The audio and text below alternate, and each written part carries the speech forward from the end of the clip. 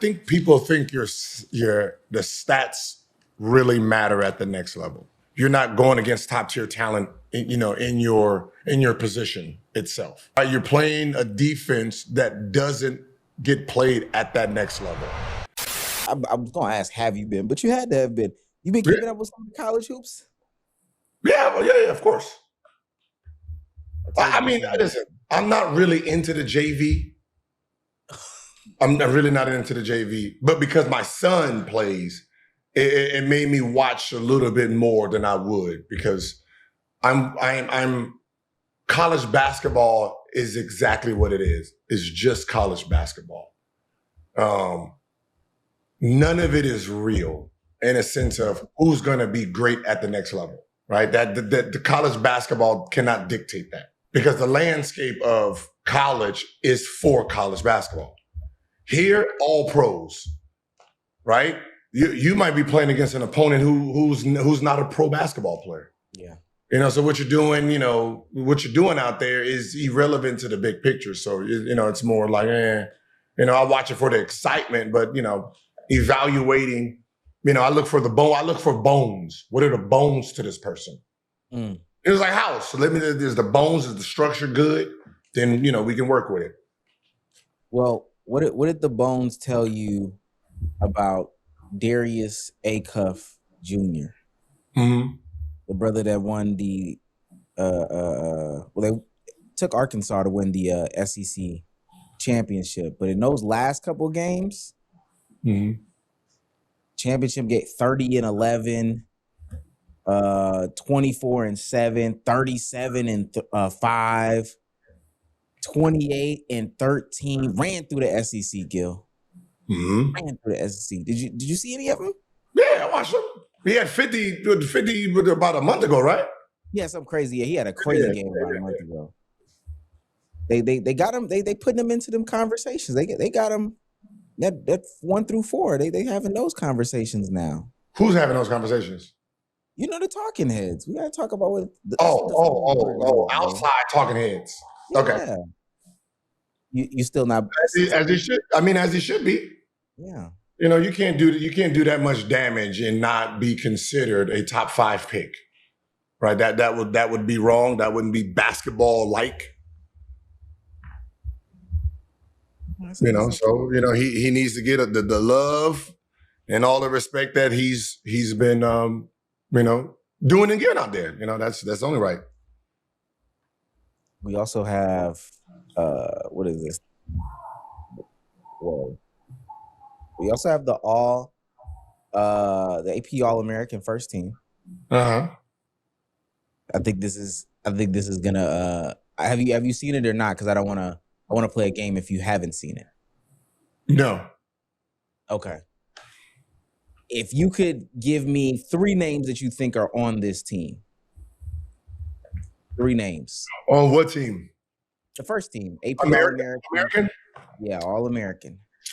AJ, Boozer. Okay. Peterson should be. No. He's the only one that's not? He's not. Yeah, see, it was because of he played half the season, which kind of tells you how fucking good he is. If he plays half the game and he's still doing what he does. Like, go on. See, now that's what I'm talking about. Where the next level minds are very different from college minds. If this is what he's doing in what would he have been if he played the same amount of minutes as everybody else? So I mean, Cuff has to be on there then. He's on there. Okay, so I got 3. I'm 3 for 4. 3 for 4. Last 2, JT Toppin. Don't know. JT Toppin, Young Toppin? Yeah, Young Toppin. Okay. Yeah. And then I think he plays forward out of Michigan, Yaxel Lindenberg. Axel Foley. Okay, it doesn't matter, right? What year is he? He's a junior. Okay. Good college guy. But I'm proud of everybody that made the first team. Of course. Yeah. You know, we might. This year we might have a actual next level superstar that wins College Player of the Year. Because usually, who wins College Player of the Year? They usually trash when they get to the NBA, or they don't live up to, that title, because usually it's an older guy. So we might get one of them freshmen that might win it. And usually I think most of the freshmen who's won it actually was super studs at the next level. It might end up being Cam. He's had an undeniable season, but AJ also had a great tournament too. 40, 27, 26. He's dishing the ball. He's doing it all. Hey, that's what you do. Put the ball in your best players' hands and let them go to work. Yeah.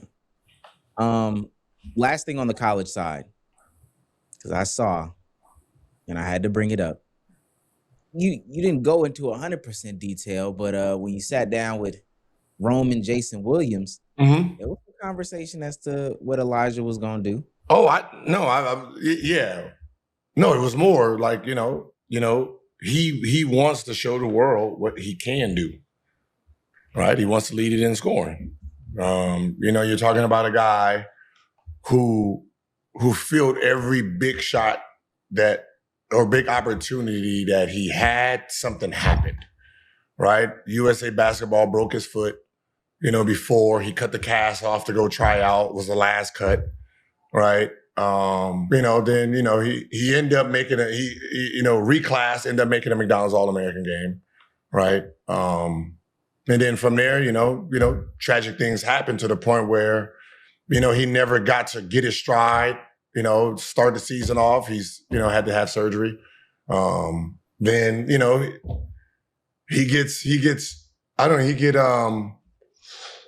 how did it work out? Like, cause I remember he was getting ready to play and I was like, wait, what do you mean you playing? Like, are y'all practicing? It's like, nah. Like, so how are you getting in shape? So I had to try to get him in shape, get him in rhythm, right? And then I can see he still kind of had a little lag in that push off. And I was like, yo, what are y'all doing to get the lag out? And then, we spent another week, like just running one leg on a treadmill just to get it back up to speed. So he didn't really have no 5-on-5. The first 5-on-5 was the actual games, because where the team was, they was in, towards the end of the season. So trying to go back to the beginning of the season and doing all these line drills and running, getting into shape, you can't penalize the team for that. So he felt that he really didn't get to show what he really was about.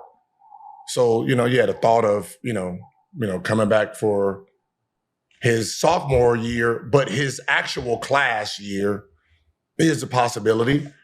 But at the end of the day, NBA workouts and going up against other top tier talent is what's going to dictate where you get drafted, right? You're talking about 6'7", 7-foot wingspan, right? Can jump, shoot, creativity, out the wazoo. When he works out and they're putting him through workouts and now you got to match him up one-on-one with other super talents, you have a different story. So yeah, you can go in there and say, yeah, let me test the process.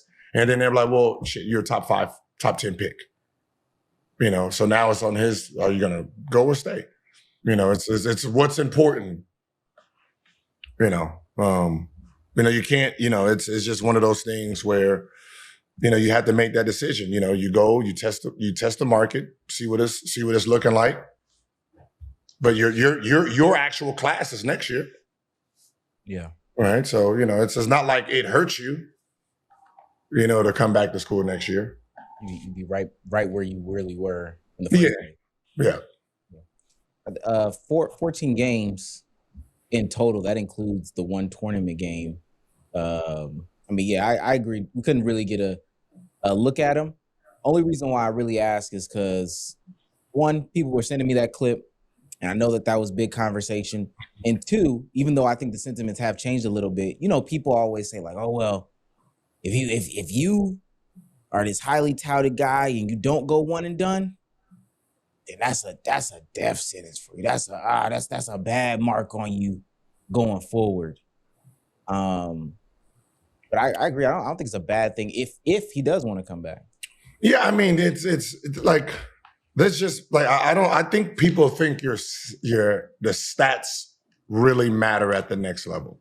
Your college stats, you're playing against other college kids, and most colleges, you're not going against top tier talent, in your position itself, right? You're playing a defense that doesn't get played at that next level. So you can be a great, great guard, and then the next level, you're not even a basketball player, right? You can be an average college player and be an NBA superstar, right? It's about what is your attributes, right? Some kids are NBA players, not college players. Some kids are college players, not NBA players, right? So, so when you see some of your favorites wash out in the NBA, you're like, how come he didn't make it? He was a college player. You needed zones, you needed this, and that's, that's not the same, Some guys is like, well, you're dominant in college, but in the NBA, this position, you're a regular athlete in this position. Right. So that's a lot of things that will happen. Like, but like from my experience, I can tell who's going to be the bust in most drafts, right? Because can your game translate to the next level? The next level means, do you have freakish athleticism? If you are a great shooter, can you actually get your own shot if you're a guard? Like, do you need a lot of pick and rolls? Can you beat your man? Are you fast? Are you quick? Do you have handles to separate from lockdown defenders? Are you long enough to play multiple positions, right? Athletic. What is your skill? What are you really talented at? Post up God, like, you know what I mean? Like, if you're a one-on-one player, for the most part, one-on-one player and you can shoot, the next level is yours. Do you remember, last thing on this, if you remember a guy during your time, whether it be high school or when you were in college, coming out of college, that was a big guy in college at that level, but then when you guys got to the league, it just didn't click for them? Something didn't shake out?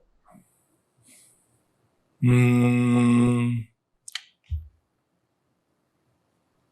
thing I can only think about the names in my class. Who is my top 10? Top. I mean, because I'm like, okay, I know DeMar, but I mean, accident. In high school? Oh yeah, he was little Jesus. Little Jesus. Yeah. Yeah. Yes.